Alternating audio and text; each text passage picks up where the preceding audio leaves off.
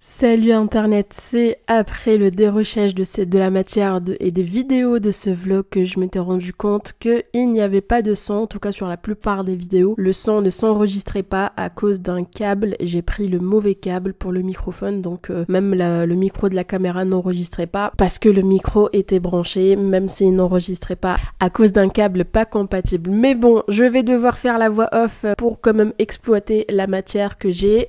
Franchement, c'est de très très belles vidéos. Salut Internet, aujourd'hui on va à Goussainville, c'est un contenu que j'ai toujours voulu faire, c'est de l'urbex. L'urbex consiste à faire des vidéos, des vlogs dans des endroits un peu insolites, vides, des endroits réputés pour être hantés, des endroits abandonnés, difficiles d'accès, etc. Cette fois-ci, j'ai choisi l'urbex pour ma toute première expérience. C'est à Goussainville, c'est le village abandonné de Goussainville. Il faut savoir que c'est un village qui a été abandonné parce qu'il est proche de l'aéroport Roissy-Charles de Gaulle. Il a été abandonné à cause des nuisances sonores. C'est un endroit qui est vide. La plupart des habitants ont déserté en tout cas la ville et on va visiter ça. Et pour le tournage, j'avais besoin d'une assistante technique, donc je serai pas seule, je serai avec quelqu'un qui va m'aider à filmer. Il faut savoir que ce vlog va être exclusivement en français. Pour les francophones de ma chaîne, beaucoup ne comprennent pas l'arabe et j'ai décidé d'essayer de faire ce vlog en français. J'espère qu'il vous plaira, j'espère que le contenu vous intéresse. En tout cas, on va explorer cette ville fantôme, on va dire, même s'il y a des visiteurs, il y a des gens qui circulent par-ci par-là, mais ça reste quand même principalement vide.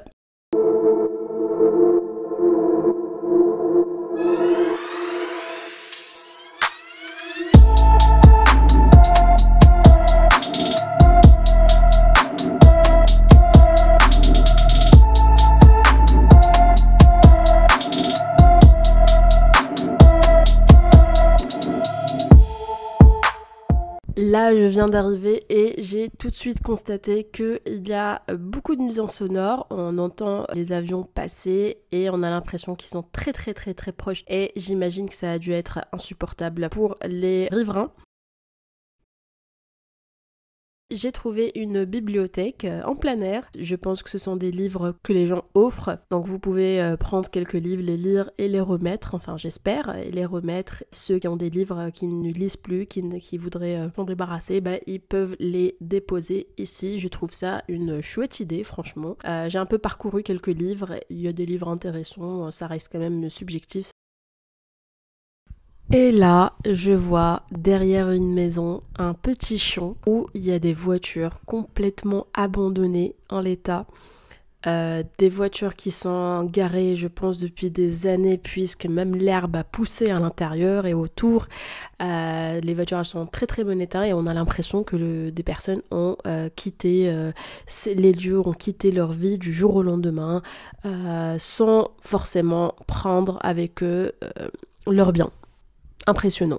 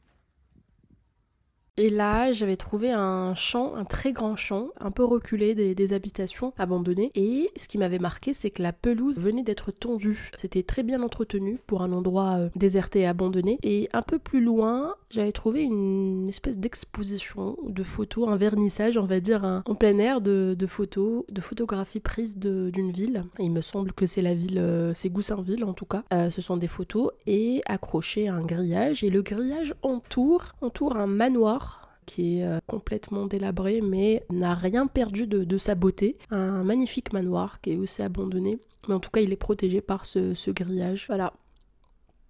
On pourrait faire des pique-niques et des fêtes, etc.